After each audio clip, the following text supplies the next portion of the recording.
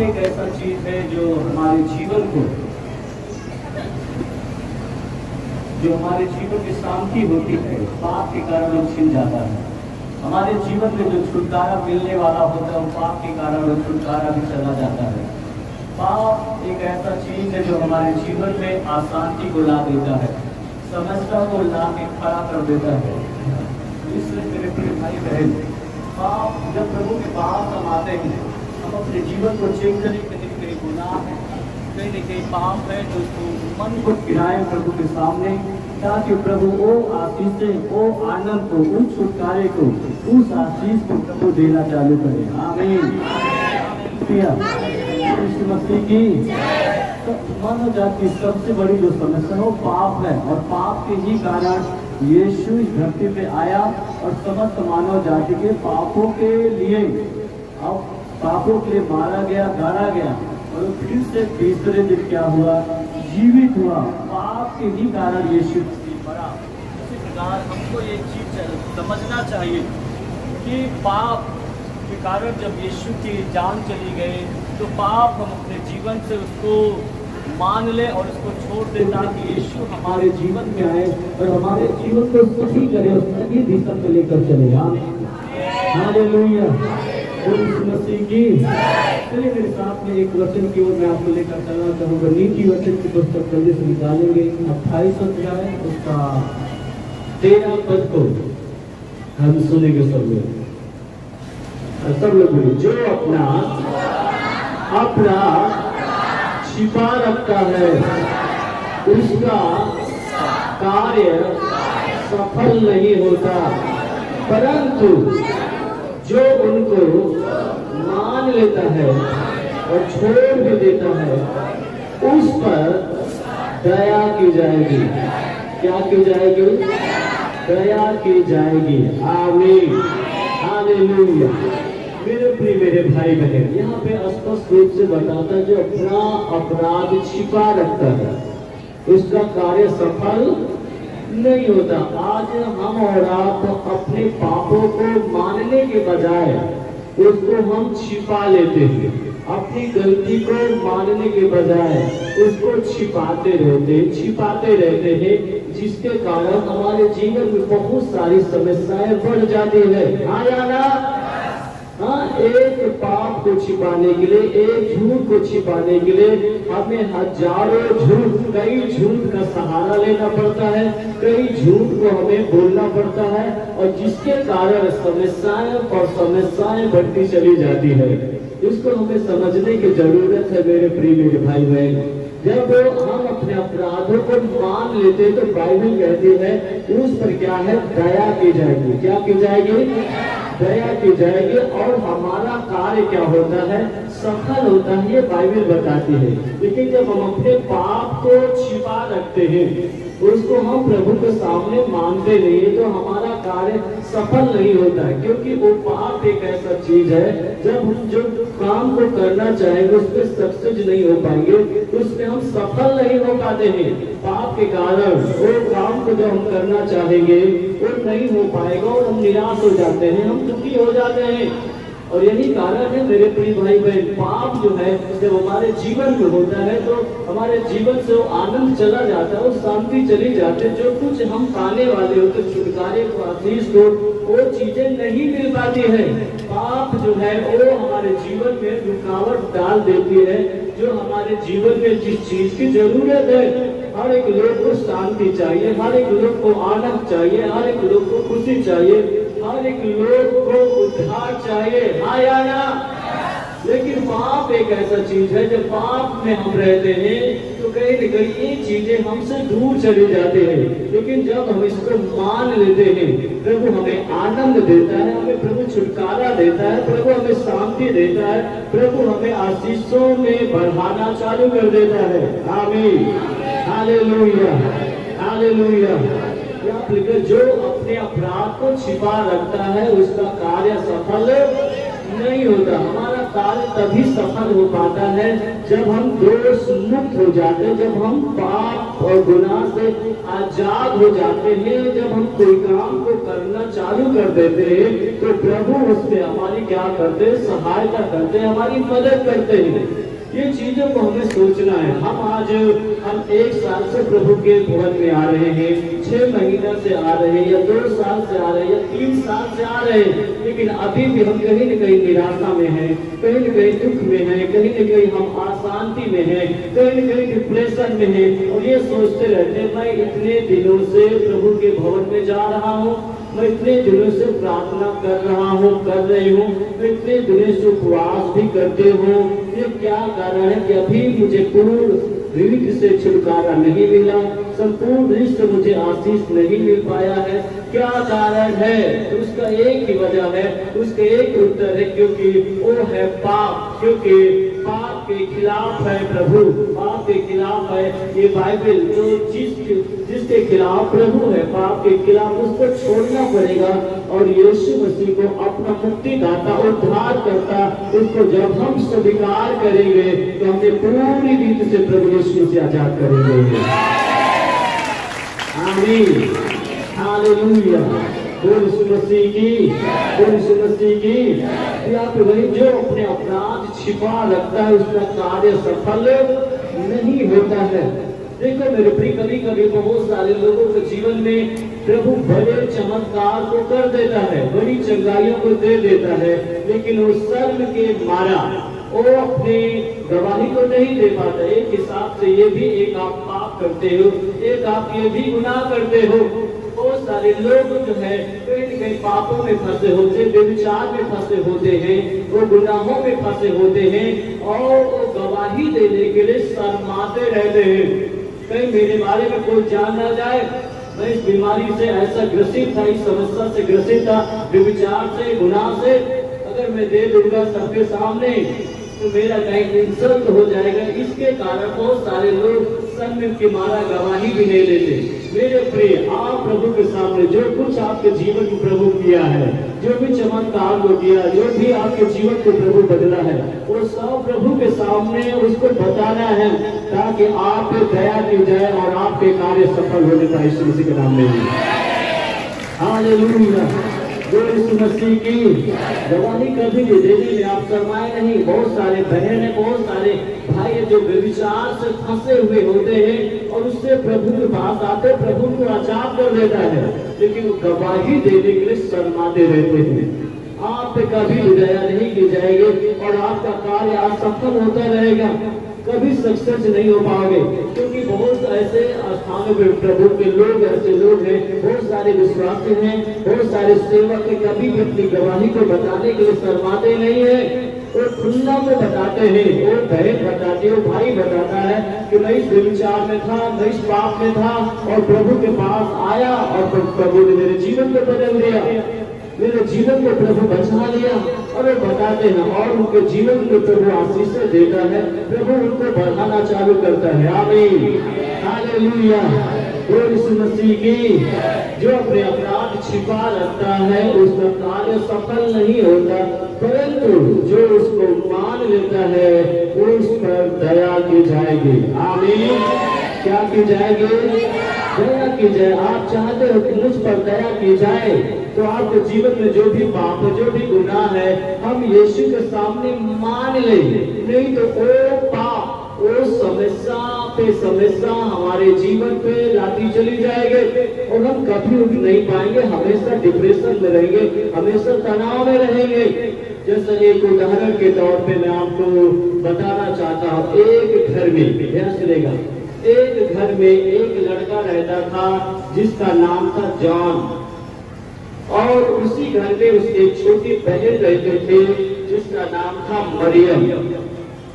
और मालूम है एक दिन क्या हुआ कि जॉन बुलेट चला रहा था और बुलेट चलाते समय और एक जो है अचानक से बुलेट चलाते हुए एक मुर्गी को मार दिया। और जब इस चीज को ये उसके जीवन में हुआ तो उस मुर्गी को क्या किया, वो जॉन जो था वो लड़का जमीन में उसको गाड़ देता है और ये काम जो है उसकी छोटी बहन मरियम देख रहे थे और इस चीज को देख रहे थे और उसको ये डर था कहीं अभी पिताजी मेरे जान जाएगी कि मुर्गी मर गई है तो अभी मुझको मार पड़ेगी, डांट पड़ेगी बहुत ज्यादा, इसलिए चुपके से उस मुर्गी को गाता है जिसकी वजह से उसकी बहन भी देखती रहती है। और फिर मालूम है उसकी बहन ने उसका उस मौके को फायदा उठाते हैं और कहते हैं जॉन भाई आप मेरे लिए क्या बना दीजिए चाय। वो कहता मैं नहीं बनाऊंगा चाय, आप बनाइए चाय। वो कहता यदि आप नहीं बनाओगे तो मैं ये बात जो मुर्गी को तुमने मार दिया है ये बात मैं पिताजी को बता दूंगा। बता दूंगी, समझ में आ रहा कि नहीं? बता दूंगी। तो वो डर गया, वो कहता वो अगर पिताजी को बता दिया ये मेरी छोटी बहन तुम इसको मार पड़ेगी। अच्छा तो ठीक है बताना नहीं पिताजी को, नहीं मुझे डांट पड़ेगी, ऐसा मैं चाय बनाता हूँ। और वो चाय बना कर दिया। फिर अगले दिन वो छोटी बहन कहते हैं भाई आप जो है झाड़ू लगाइए घर में। वो कहते मैं झाड़ू नहीं लगाऊंगा। वो कहते यदि नहीं लगाओगे तो समझ लीजिएगा वो बात मैं पिताजी को बता दूंगी जो आपने मुर्गी को मार डाला। उसने कहा ठीक है अच्छा मैं झाड़ू लगा देता हूँ लेकिन ये बात पिताजी को मत बताना। ओ जी उसमें वो फंसता चला जा रहा है, अब उसको सताया जा रही चिंता। अगले दिन फिर वो कहता है कि आप बर्तन साफ कर दीजिए भाई। वो कहता बर्तन साफ करना आपका काम, मेरा काम सा काम है, खाना बनाना बर्तन साफ करना आपका काम है, मैं नहीं बनाऊंगा। अगर नहीं बनाते तो याद रखिएगा वो बात तो मैं जल्दी जाके बता दूंगी। वो कहता है अच्छा ठीक है बर्तन में भी साफ कर दिया करूंगा, खाना भी बना दिया करूंगा। इस वजह से वो दिन प्रतिदिन घुट घुट कर जीने लगा और कपड़ा भी साफ करने लगा। लेकिन वो सोचने लगा कि मैं बताओ यदि जो है एक गलती के खेता में रोज रोज इस समस्या में पड़ा हूँ और मुझे अब लगता है कि अब मैं अपनी बातों को जो मैंने गुनाह किया, जो पाप मुझसे हो गया गलती, मैं अपने पिताजी के पास जाकर इस गलती को बता दूं और वो मुझे एक बार डांटेंगे, एक बार हो सकता मार पड़ेगी, लेकिन ये तो हर दिन हर समय ये मुझको जो है तड़पा रही है और ये बातें मुझको सहन नहीं हो रही है। ये तो मुझे रोज डांटती है, मुझे एक हिसाब से रोज मारती है। अब मैं एक ही बार कहना चाहता हूँ। और वो गया रोते हुए अपने पिताजी को सारी बातें बता दिया कि मुझसे बहुत बड़ी गलती हो गई है और रो रहा था। पिता उसको कहा ठीक है भाई तो गलती तो किया है, तुझे पनिशमेंट तो मिलना चाहिए, लेकिन तू खुद रो रहा, जा मैं तुझे क्या किया, माफ किया, मैं तुझे क्षमा किया, जा अब ऐसा गलती नहीं करना। और उसके पिता ने उसको माफ करके खुशी के साथ आनंद के साथ उस रात को लेट पाया। और सुबह जैसे उसकी बहन बोलती ये काम तो करना, तो बड़े उत्साह के साथ अब मैं तेरा काम हम नहीं करूंगा क्योंकि मैं अपनी गलती को अपने पिता के सामने कबूल कर लिया, इनकार कर लिया। आमीन हालेलुया। मसीह की एक गलती के गीता उसको कितना मेहनत, कितना परिश्रम, कितना यातना को सह रहा हो, दुख को सह रहा। उसी प्रकार आज शैतान हमें मालूम है पापों में फंसा के रखा हुआ है, जिसके द्वारा हम दुखी रहते हैं, हम परेशान रहते हैं, हम निराश रहते हैं। आज शैतान पापों में हमको जकड़ के रखा हुआ है और हम यीशु के सामने आते नहीं है, यीशु के पास आते नहीं है और हम अपनी गलती को छिपाते रहते, कोई जानने न पाए। और जो छिपाते रहते हर दिन घुट घुट कर वो जीता है, वो मरता है।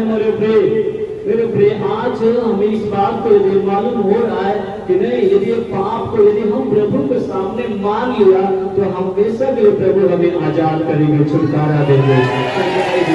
आमीन। समझ में आया? कितने लोग इस बात को समझ पा रहे हैं? हालेलुया। यीशु मसीह की जो अपना अपराध छिपा रखता है उसका कार्य सफल नहीं होता, परंतु जो उसको मान लेता है उस पर क्या है, दया की जाएगी और उसका कार्य भी क्या होगा, सफल होगा। आमीन। और पाप के कारण आज हम क्या हैं, दुखी हैं। आज पाप के कारण हम निराश हैं। इस धरती पे यदि हम अपने पापों को मान लिया तो प्रभु कहता मेरा जो लहू बहाया गया मनुष्य के पापों के लिए, तो मेरा लहू उस व्यक्ति के पाप अपराधों को क्षमा करेगा और उसको धर्मी बनाएगा। जब हम अपने पापों को मानते हैं, गुनाहों को मान लेते हैं, वो आनंद को प्रभु देता है। इस धरती पे हम खुशियों के साथ, आनंद के साथ हम जीवन को जिएंगे और उसके बाद कभी अनंतकालीन को जीवन को प्रभु हमें प्रदान करते हैं। आमीन, हालेलुया। जो यीशु प्रभु की, जो यीशु प्रभु की। ये बात समझ में आ रही कि नहीं? हम अपने अपराधों को क्या करें? मान ले। हम जिद्दी ना बने। हम अपने अपराधों को मानने के बजाय छिपाते रहते, दूसरों की गलतियों को, कमियों को निकालते रहते हैं। बिल्कुल ऐसा नहीं करना चाहिए। जो हम बहुत सालों से आ तो रहे हैं, हम घुटना तो टेक रहे हैं, उपवास भी कर रहे हैं, लेकिन हम गलतियों को छोड़ते नहीं हैं। इसलिए समस्याओं में पड़े हैं, उन बीमारियों में पड़े हैं, उन आंसुओं में हम पड़े हैं। यदि हम उसको छोड़ें तो प्रभु कहता मैं तुम्हें आजाद करूंगा। आमीन, हालेलुया। आज आशीष आने में क्यों देर हो रही है? छुटकारा पाने में क्यों देर हो रही है? चंगाई को प्राप्त करने में क्यों देर लग रही है? आपका घर क्यों अभी बन नहीं रहा है? आपका काम अभी क्यों सफल नहीं हो रहा है? क्यों लेट हो रहा है? क्यों टाइम लग रहा है? इसका एक वजह कहीं पाप है, इसका गुनाह है। उसको अपने आप को जांचे, उसको छोड़े, प्रभु के सामने निर्दोष निष्कलंक हो जाइए। प्रभु आपके जीवन के सारे रास्तों को खोलना चालू करेगा। आमीन, हालेलुया। यहाँ पर प्रभु ने एक दृष्टांत दिया। दो लोग मंदिर में प्रार्थना करने के लिए जाते हैं। बाइबल में यह लिखा है, कितने लोग?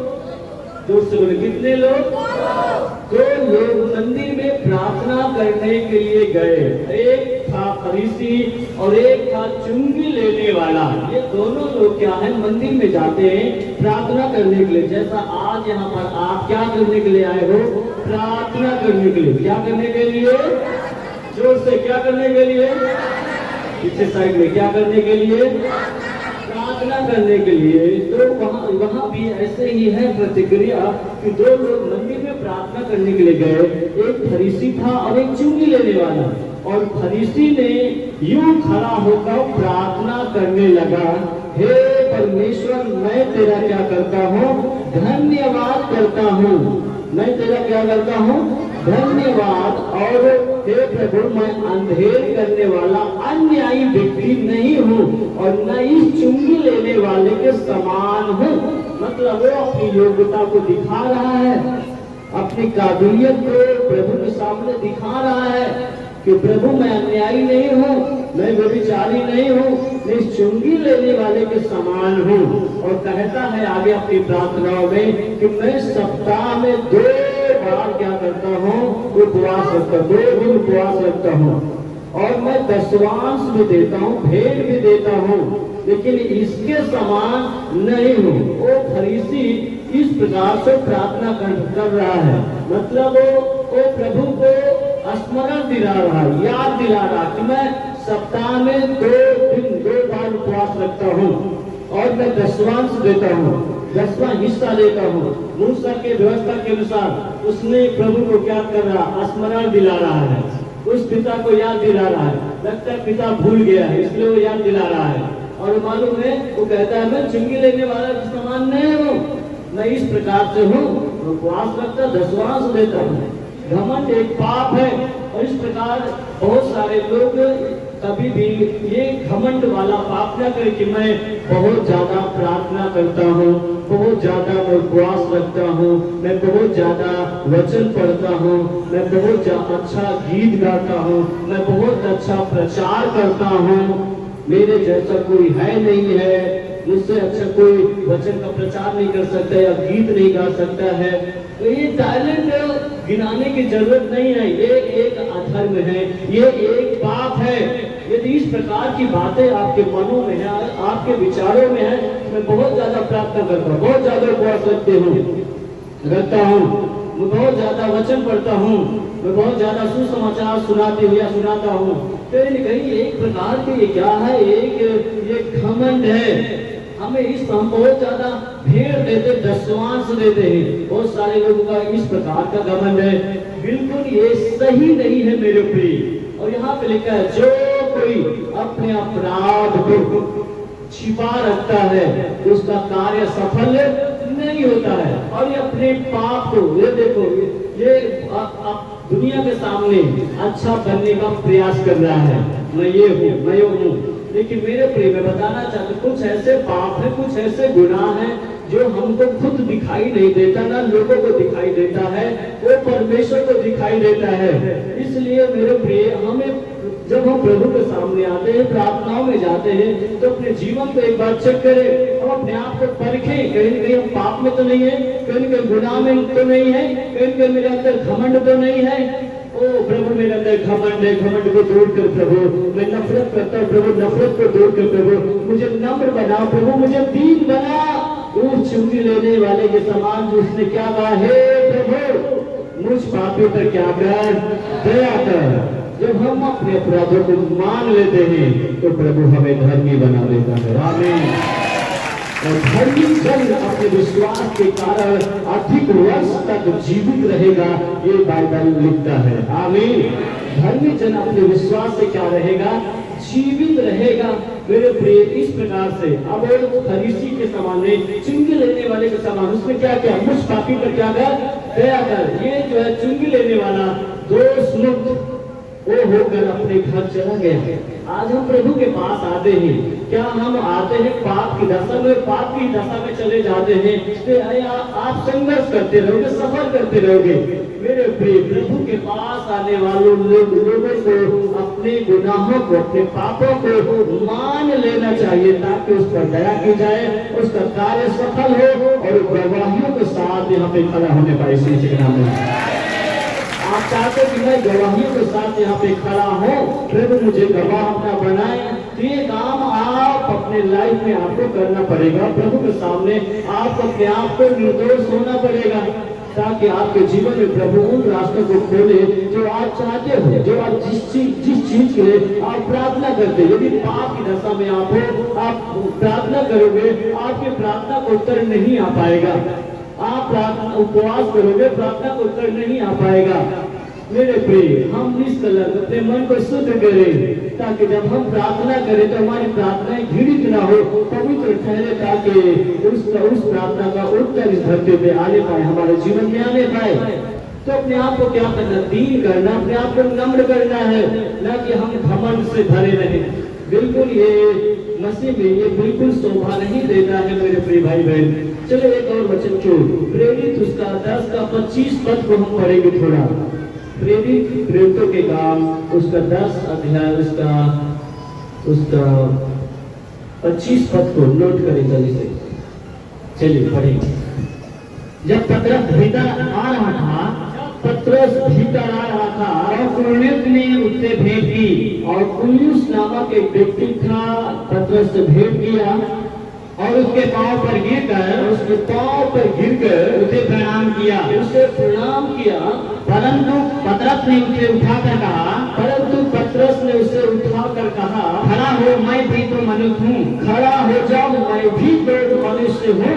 और उसके साथ बातचीत करता हुआ भीतर गया। बस यहाँ पर अगर देखेंगे, ये कुरनेलियुस नाम का एक व्यक्ति था और ये प्रार्थना करता था, परमेश्वर के लोगों का आदर करता था, परमेश्वर का भय मानता था, और परमेश्वर ने इसकी प्रार्थना को सुन लिया था और इसके घर में पतरस को प्रभु भेजता है। और जैसे पतरस जाता है इसके घर में, तो कुरनेलियुस क्या था, एक सूबेदार था, एक संपन्न परिवार था, एक धनी व्यक्ति था, और पतरस के सामने क्या किया, गिर पड़ा, दंडवत किया, और इतने में क्या किया, पतरस उसको शीघ्र उठाया और उससे, आप देखें पतरस के जीवन को, तो कहता है, उठ जल्दी से, मैं भी तो तेरे समान एक मनुष्य ही हूँ, मेरे सामने क्यों घुटना टेक रहा है, मेरा क्यों मुझे दंडवत कर रहा है। और ये यहाँ पे पतरस की एक दीनता को देखा जाता है, एक नम्रता को देखा जाता है। उसी प्रकार मेरे भाई बहन, प्रभु के सेवकों को, प्रभु के लोगों को क्या होना चाहिए, दीनता में, नम्रता में बना रहना चाहिए। आमीन। क्या कि जितनी ना तो घमंडे, हम बहुत बड़े धर्मी व्यक्ति, हम बहुत ज्यादा उपवास रखते हैं, बहुत ज्यादा प्रार्थना करते हैं, बहुत ज्यादा भेंट और विश्वास देते हैं। इस प्रकार का ये विचार ठीक नहीं है मेरे प्रिय। कहीं न कहीं हमारी प्रार्थनाओं को ये रोकती है, कहीं न कहीं हमारी सफलता को रोक देती है, कहीं न कहीं हमारे आनंद को रोक देती है। तो यहाँ पर अगर देखेंगे पतरस को, जो एक प्रचारक थे, उसके जीवन से प्रभु बड़े बड़े कामों को करता था, उसका जीवन को देखो, कहता है उठ जल्दी, मेरे सामने क्यों भय दंडवत कर रहा, मैं भी तो एक मनुष्य हूँ, मैं भी तेरे समान ही हूँ भाई, मुझे मेरे सामने क्यों दंडवत कर रहा है। इस प्रकार का प्रभु कहता है, यदि आप अपने आप को दीन बनाता, अपने आप को नम्र बनाता है, तो मैं तुझे शिरोमणि बना दूंगा, ऊंचा उठा दूंगा। आमीन, हालेलुया, हालेलुया। आज यही कारण होता है कि एक गांव से 10 लोग आते हैं चर्च में, और एक बढ़ता चला जाता है और एक वैसे के वैसे रह जाता है।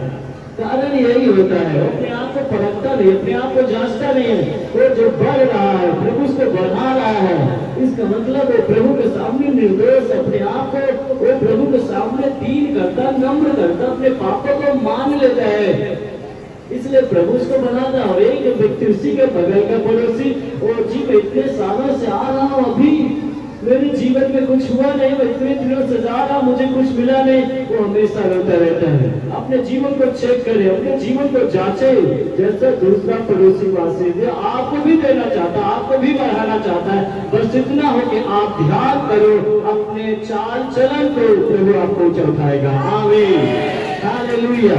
पतरस के सेवकों को भी जीवन को भी देखिए, पतरस के जीवन को उसने क्या कहा है, मेरे सामने आप क्यों दंडवत कर रहा है, एकदम दीन और नम्रता में ये पतरस का जीवन था, इसलिए प्रभु इसके जीवन से बड़े अनोखे काम को भी करता था।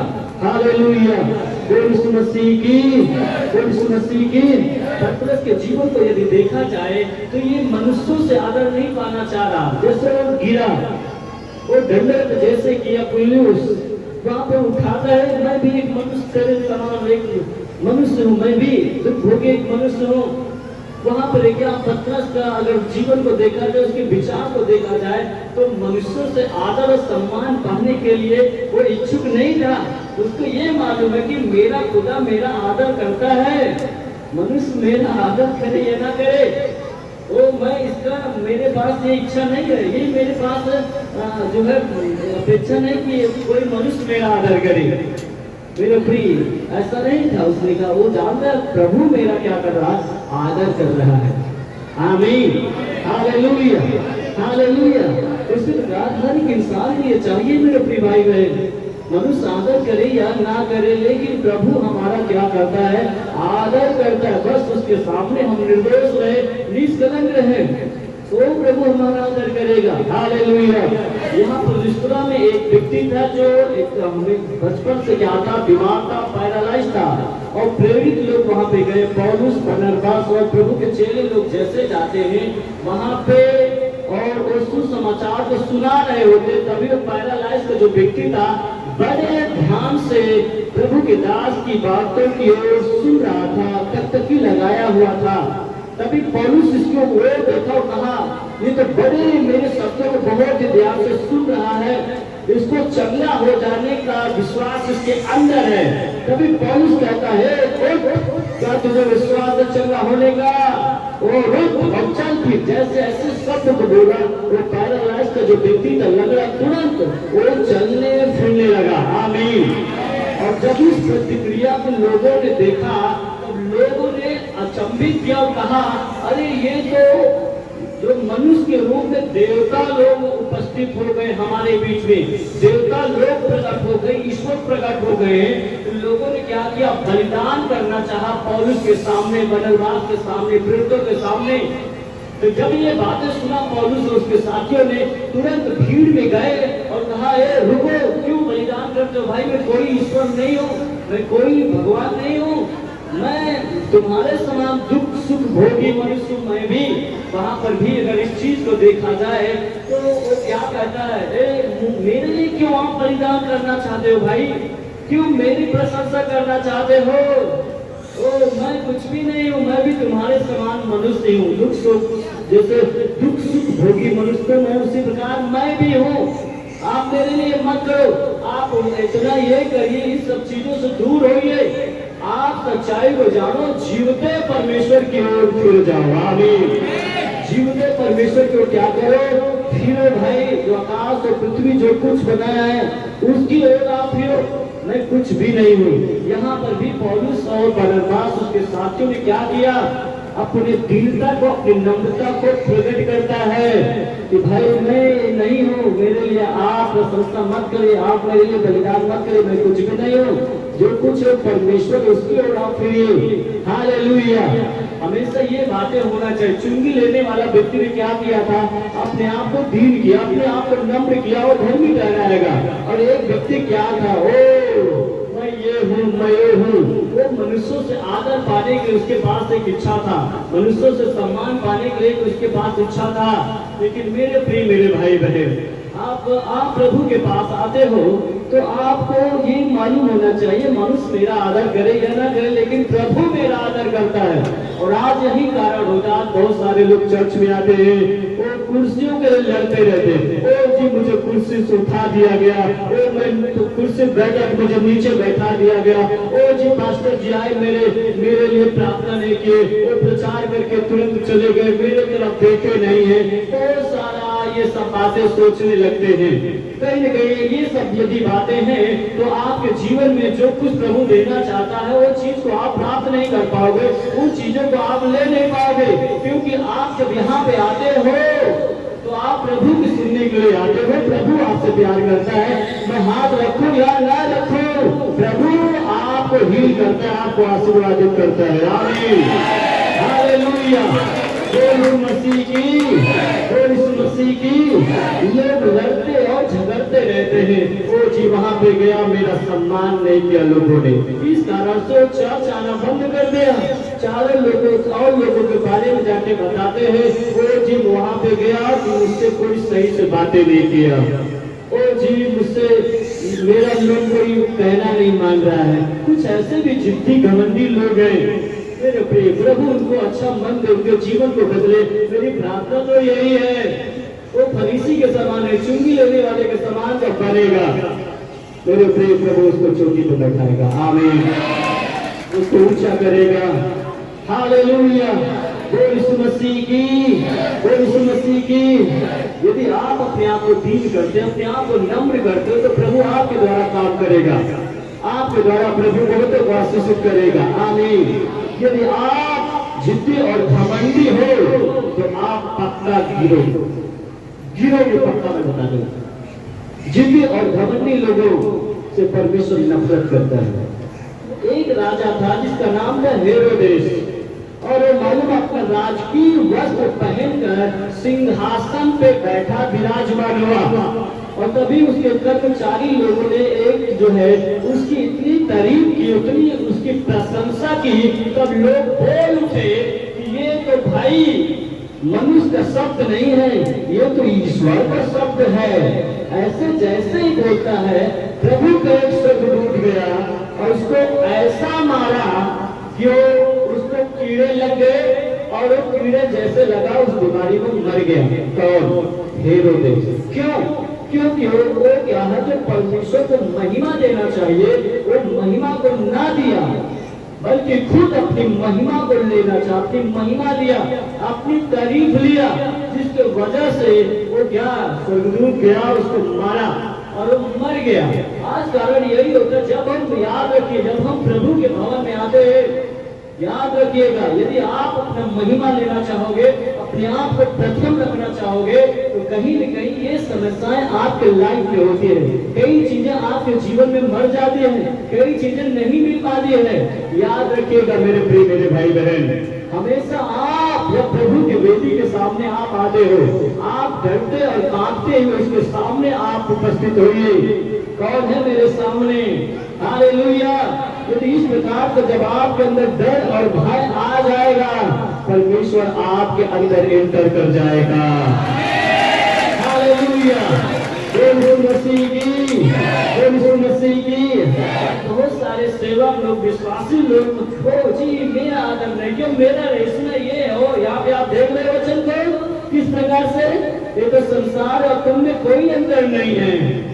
जो संसार का अपना प्रशंसा लेना चाहता है, अपना आदर लेना चाहता है, उसमें खुश रहना चाहता है, उसमें और आप में फिर अंतर कहाँ रहा।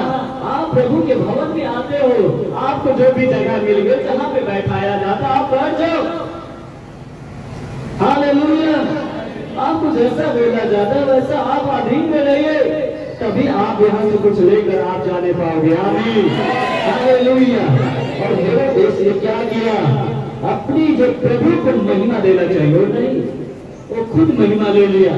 आज मेरे प्रिय हम खुद महिमा न ले, बल्कि अपने जीवन से हमेशा प्राथमिकता पहला स्थान उस परमेश्वर को देना चाहिए। कोई दे या ना दे, हमें परमेश्वर को अपने जीवन से हमें देने की जरूरत है। आमीन। हालेलुया। बोल यीशु मसीह की, बोल यीशु मसीह की। और आगे लिखा कि वचन बढ़ता और फैलता चला गया। आमीन। अब याद रखिएगा मेरे प्रिय मेरे भाई बहन, आज बहुत सारी दुनिया में घटनाएं घट रही है, बहुत सारे ऐसे लोग डर और भय में हैं, लेकिन मैं आपको एक चीज बताना चाहता हूँ, यदि आप जीवते परमेश्वर पर विश्वास करते हो तो आप कभी भी ना डरे, क्योंकि सिंहासन पे हेरोदेस नहीं है, ना तो नबूकदनेस्सर राजा है, ना तो फिरौन राजा है। उस सिंहासन पे सर्वशक्तिमान परमेश्वर विराजमान है। आमीन। जो चाहेगा वही होगा, उसका वचन बढ़ता और फैलता चला जाएगा। यीशु मसीह की, यीशु मसीह की। सारे जो सिंहासन के लिए लड़ रहे हैं खत्म हो जाएंगे, जो प्रभु के विरोध में खड़ा हुआ, प्रभु को महिमा न दिया, प्रभु को छूने का प्रयास किया। आप समझ पाएंगे नहीं, क्योंकि सिंहासन पे कौन विराजमान है? हेरोदेस नहीं, सर्वशक्तिमान परमेश्वर विराजमान है। आप उसकी महिमा करते हो। आमीन। तो वो आपको देख रहा है, वो आपको अपने तरीके से बेस्ट और बेहतर बनाएगा। अपने सामने खड़े होकर इस वेदी पे प्रभु जी हम सब तेरे सामने खड़े हैं प्रभु जी, ये पूरी कलीसिया प्रभु जी लॉर्ड मैं प्रार्थना करता हूँ, और पिता यीशु आश्चर्य कर्म को आपने किया प्रभु जी, यहाँ पे जो अपने आप को दीन कर रहा, अपने आप को नम्र कर रहा प्रभु जी, निश्चय उन पे दया करे प्रभु, और उनको उन बीमारियों से, उन समस्याओं से प्रभु आप बाहर निकाले प्रभु। मैं प्रार्थना करता हूँ पिता यीशु मसीह के सामर्थ्य नाम से, आप भी इस समय जितनी घमंडी आत्माएं बाहर निकले, पवित्र आत्मा का सामर्थ्य बलपूर्वक हर एक पर स्पर्श होने पाए अभी राइट नाउ यीशु के नाम से बंधन टूट जाए। यीशु मसीह के सामर्थ्य नाम में लोग चंगे हो जाएं, लोग आशीषित हो जाएं। आप भी इस समय उनके जीवन में प्रभु जो भी प्रॉब्लम्स, जो भी समस्या है उसको मैं यीशु के नाम से फायर के साथ जा रहा है, उस फायर के साथ निकल यीशु मसीह के सामर्थ्य नाम में। आप बिलीव करो, विश्वास करो, जहाँ पे समस्या है, जहाँ पे प्रॉब्लम्स है, और जाए यीशु मसीह के सामर्थ्य नाम में, और हिल जाएंगे यीशु से आपको, वो चलेगा यीशु से आपको अभी राइट नाउ चलेगा। In the name of Jesus, आप इसी समय आशीषित हो जाओ, आशीषित हो जाओ। यहाँ पे प्रभु का सिंहासन है, और यहाँ पे है ये बिलीव करिए। आप अपना यहाँ पे सिंहासन को प्रभु आप लगाए, और आप यहाँ पे विराजमान होइए, और हेरोदेस जैसे स्वभाव को खत्म करें, ऐसे आत्मा को, ऐसे विचारों को खत्म करें। अभी अभी अभी घमंड की आत्मा बाहर जाए, ओ पाप और गुनाह की ओर जो फिरने नहीं देती, कठोर कर लिया मन, कठोर कर्म की आत्मा को अभी से मैं डालता हूँ, के साथ बाहर जाए यीशु मसीह के सामर्थ्य नाम में। अभी अभी अभी रिसीव करो। आपको यहाँ से जो कुछ बोला जा रहा है, जो भी प्रार्थनाएं आपके लिए की जा रही है, आप उसको रिसीव करो। आप मेरे छुटकारे को देख लो, मेरी चंगाई को आप देख लो, मेरे आशीषों को आप देख लो यीशु के सामर्थ्य नाम में।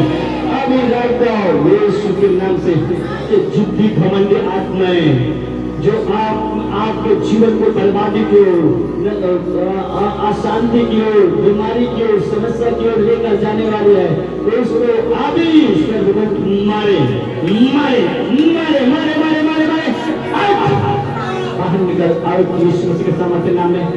अभी बंधन टूट रहा है इन भाइयों में से, इन बहनों में से, इन परिवारों में से आज के बाद इस शरीर में तेरा कोई अधिकार नहीं, तेरे बंधन को मैं तोड़ देता हूँ।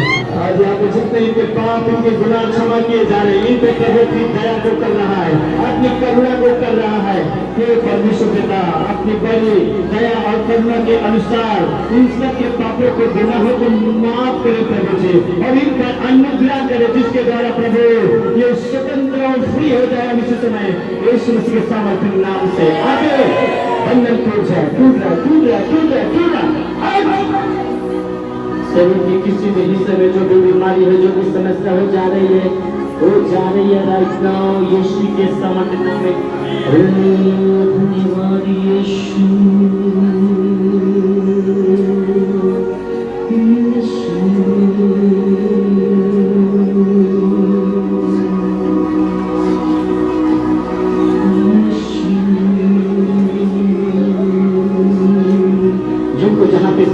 करते वहां पे एक बड़े छुटकारे को आप अपनी लाइफ में इंटर होते हुए देख रहे हो। कई लोग दुष्ट आत्माओं से आजाद हो रहे हैं, कई लोग बीमारियों से आजाद हो रहे हैं। यहाँ पे सर्वशक्तिमान प्रभु विराजमान है, वो यहाँ पे खड़ा है, वो न्यायी परमेश्वर यहाँ पे है, बंधनों को तोड़ रहा है, आपको शांति और आनंद प्रदान कर रहा है। ले लो उसको छुटकारे को, ले लो उसकी आशीष को यीशु के नाम में। वहां पे हाथ रखो जहां पे आपको दिक्कत है, प्रभु छू रहा है, महसूस करो, छू रहा है। वो बीमारी फायर के साथ नष्ट हो रही है। मुश्तरा में जब पौलुस सुसमाचार को सुना रहा था, एक व्यक्ति उसकी ओर मेरे ध्यान से सुन रहा था। यदि आप प्रार्थना के ध्यान दे रहे हो और ये विश्वास कर रहे कि आज मैं हील होकर आशीषों में भरकर जाऊंगा, आशीषों को लेकर जाऊंगा, चंगाई को लेकर जाऊंगा, उद्धार को लेकर जाऊंगा, तो अभी आपके जीवन में हो रहा है। चंगे हो जाओ, चंगे हो जाओ, आशीषित हो जाओ यीशु के नाम में। स्पर्श हो रहा,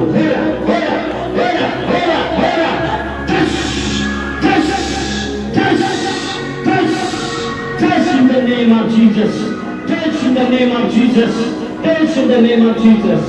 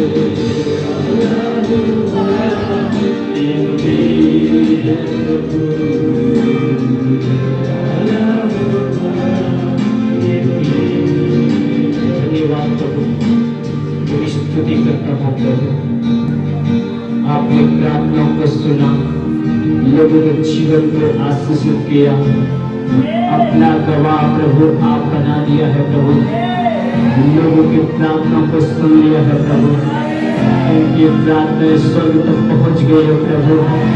तेरा थैंक्स करता हूँ प्रभु, तेरा धन्यवाद हो प्रभु, वचन बढ़ता और फैलता चला जा रहा है यीशु मसीह के नाम में। प्रभु तेरा धन्यवाद करता हूँ। प्रभु अपने लोगों के सिर को आप ऊंचा करता जा रहा है।